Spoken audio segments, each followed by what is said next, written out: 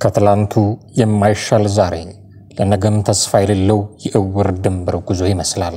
የወቅቱ የአማራ ክልል ሁኔታ ሰላም እንደ ጠበል ጣዲቅ በየጥቂቱ በሚዳረስባት ጦርነትና ችግር ደግሞ እንደ ደራሽዋ ድንገት ከተፍ ብሎ በሚሞላት ሀገር ኢትዮጵያ ታጣቂዎች በየቦታው ከትመው የመንግስትን ጉልበት የሚፈታተኑባት ድሮን ተኩሰን ጣልን መድፍና ታንክ ማረክን እያሉ የሚፎክሩባት አገር ኢትዮጵያ ለዜጎቿ የሰላምን አየር መፍጠር ተስኗት ትኳትናለች።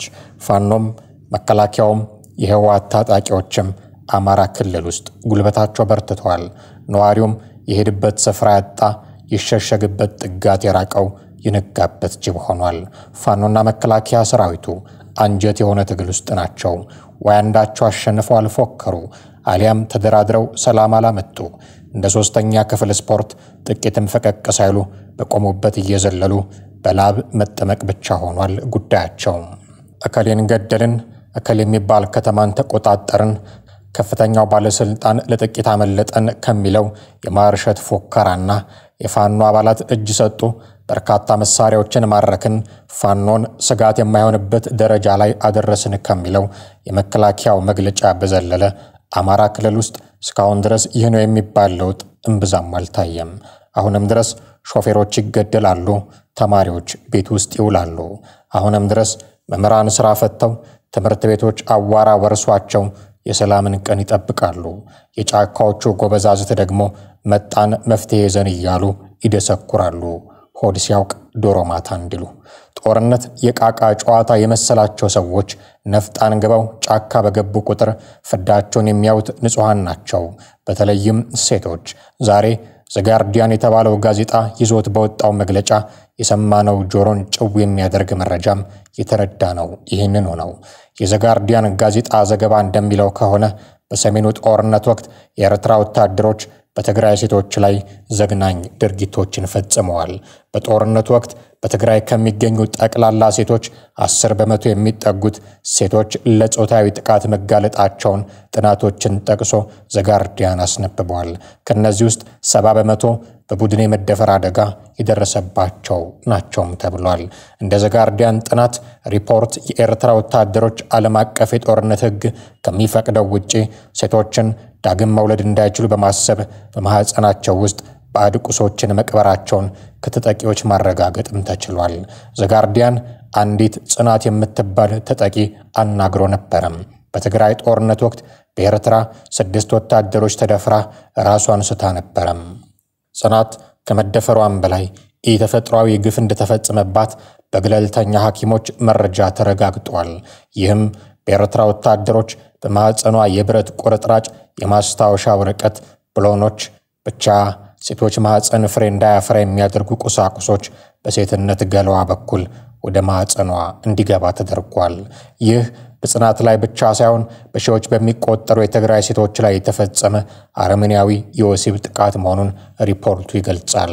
ታዲያ ጦርነት እንዲህ ላሉ አረመኔያዊ ድርጊቶች በር እንደሚከፍት የሚያውቁ ግን ያወቁትን የማይኖሩ የጎበዝ አለቆች ጭራሽ ከመንግስት ጋር ከሚደረገው ጦርነት ወርደው በየራሳቸው ጎጥ መሽገው መተጋተግን መርጠዋል።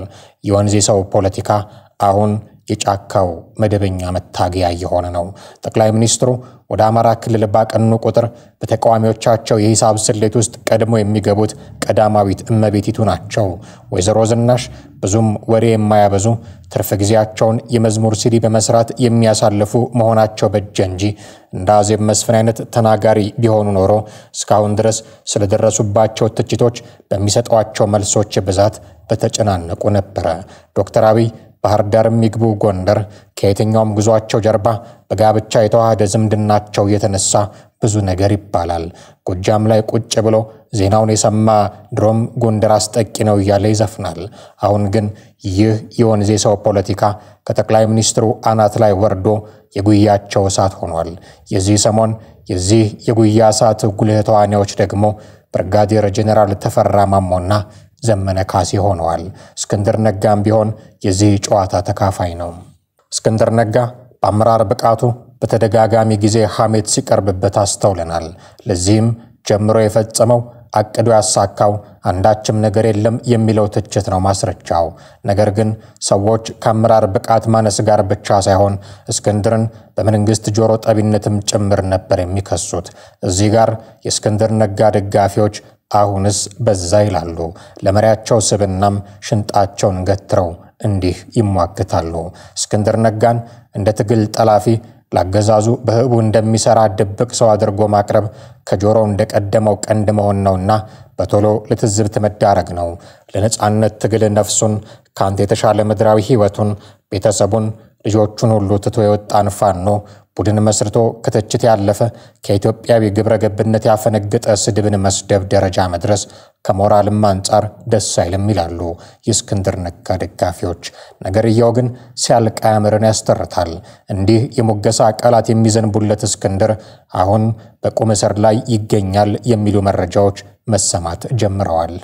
ጋዜጠኛ እስክንድር ነጋ በሸዋ ፋኖች ዘንድ በፊት ነው በሰራዊቱ ዘንድ ተቀባይነት እንደሌለው የታወቀው ቆይቷል። አብዛኛው ከዚህ በፊትም ጽፌያለሁ ከ80% በላይ ከ90% በላይ እነ ሻለቃ መከታው ማሞ የሚመሩት የሸዋ ጠቅላይ ግዛት እዝ ፋኖች እስክንድር ነጋን አይፈልጉም። ከዚህ በፊት አንድ የወጣ ቃለ ምልልስ ነበር። እሱ ምንድነው አሁን የአማራ ፋኖ ሸዋ ጠቅላይ ግዛት እዝ የዘመቻ መምሪያ ኃላፊ የሆነው ፋኖ አማን ፈለቀና የቀድሞ የአጼ ዳዊት ክፍለ ጦር የአዛዥ ሙሉቀን ቢራራ በስልክ የተነጋገሩት ነገር ይፋ ሆኖ ብዙዎቻችን አዳምጠነዋል።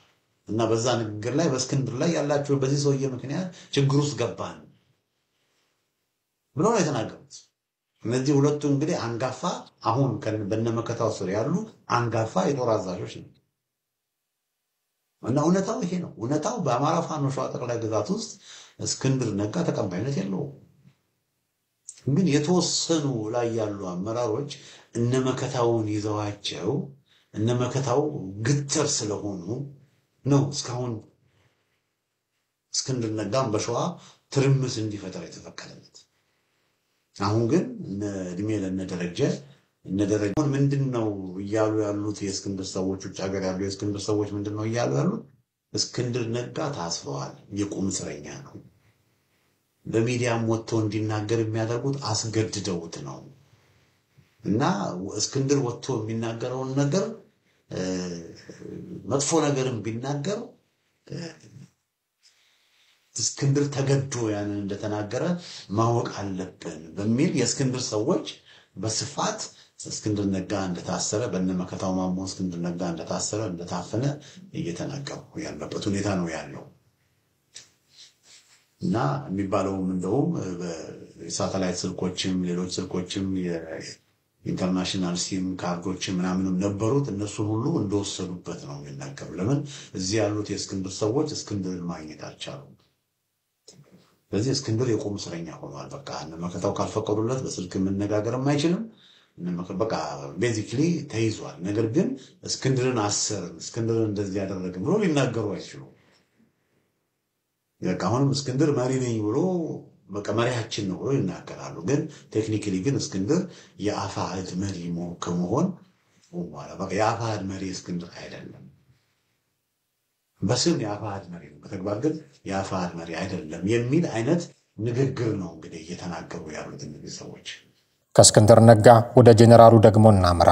ብርጋዴር ጄኔራል ተፈራ ማሞ የአንድ ሰሞን ሰበር ዜና የአንድ ወቅት ብርቅዬ መረጃ የተባለው የብርጋዴር ጄኔራል ተፈራ ማሞ ፋኖን የመቀላቀል ጉዳይ ነበረ።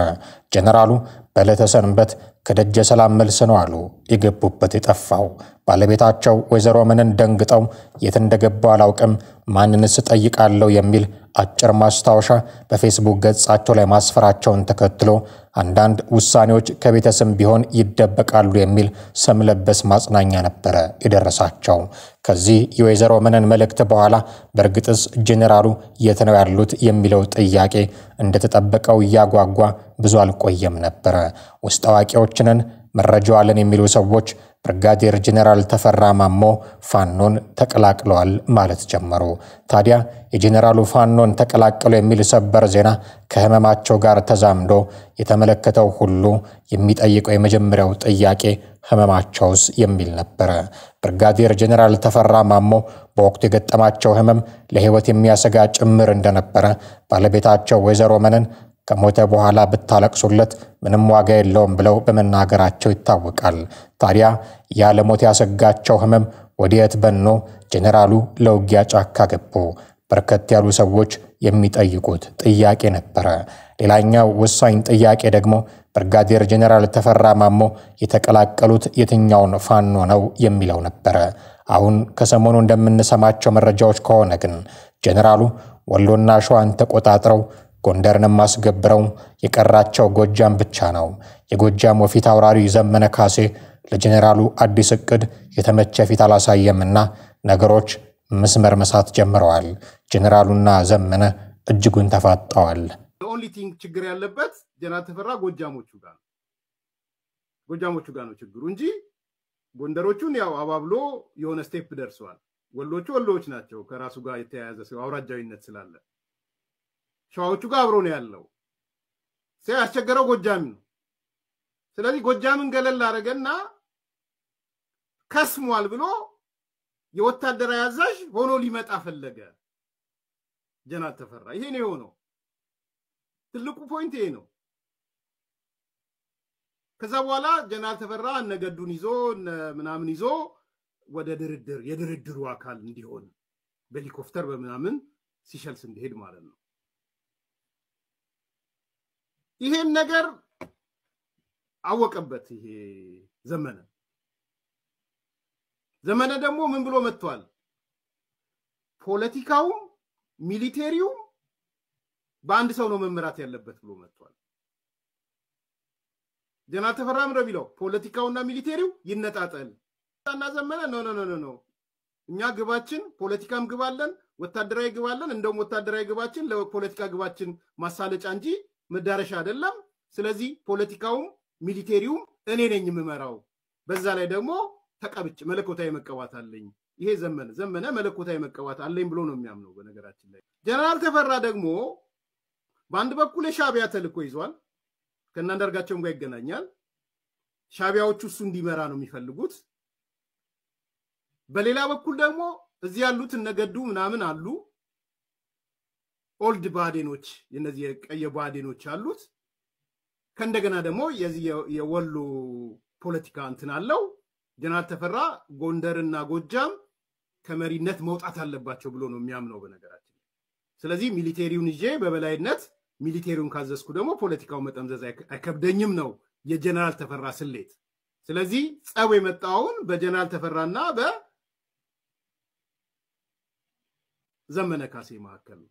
አሁን ወደ ሽብርተኝነትና ወደ ሻቢያ ተላላኪነት ሽፍት አድርጓል የዘመነ ቡድን። የነዘመነና የነጀነራል ተፈራ አሁን ባስቀመጥኳቸው ምክንያት ገደል ውስጥ የገባ ምንም የሌለ የዲያስፖራ ጩኸቱም ደንግጠው ዲያስፖራው ወደ ምሽግ ወደ ጉድጓዳቸው ሮጦ የገቡ ሚዲያው ራሱ ወደ ጉድጓድ ገባ። የሚረብሹት ከተማ እንጂ የሚቆጣጠሩት ከተማ የለም። የሚገሉት ሰውና የሚያግዱት ሰው እንጂ የሚያስተዳድሩት ሰው የለም። አፋሕድን አናግረው በጅም በግርም ብለው አንዳች ነገር ላይ ደርሰዋል የሚባልላቸው ጀነራሉ ከነማስረሻ ሰጤ ጋር እንዴት ናቸው? ይህ ጥቂቶች እየጠየቁት ያለው የብልህ ሰው ጥያቄ ነው። ለዚህ ጥያቄ መልስ የሰጠው ማስረሻ ሰጤ ታዲያ ጀነራል መኮንኑ ጓደኛዬ ናቸው፣ ነገር ግን አስተያየቴን ከጓደኝነት ነጥላችሁ ስሙኝ ብሎ የእምነት ክህደት ቃሉን እንዲህ ይሰጣል። በነገራችን ላይ ጀነራል ተፈራ ማሞ ጓደኛዬ ነው። አሁን የምሰጠው አስተያየት ከጓደኛ አፕሮች ሳይሆን ድርጅት ከማቆየትና የአማራን ህዝብ ስሜት ከመጠበቅ የአማራን ህዝብ ትግል ወደፊት ከማስኬድ ጋር የይዤ ነው የምናገረው። ጀነራል መኮንኑ ከኔ ጋርም ሆነ ከሌሎች ከፍተኛ ድርጅቱ ኃላፊዎች ጋር ያደረገው ግንኙነት ለማጣራት ያደረገው ነገርም የለም።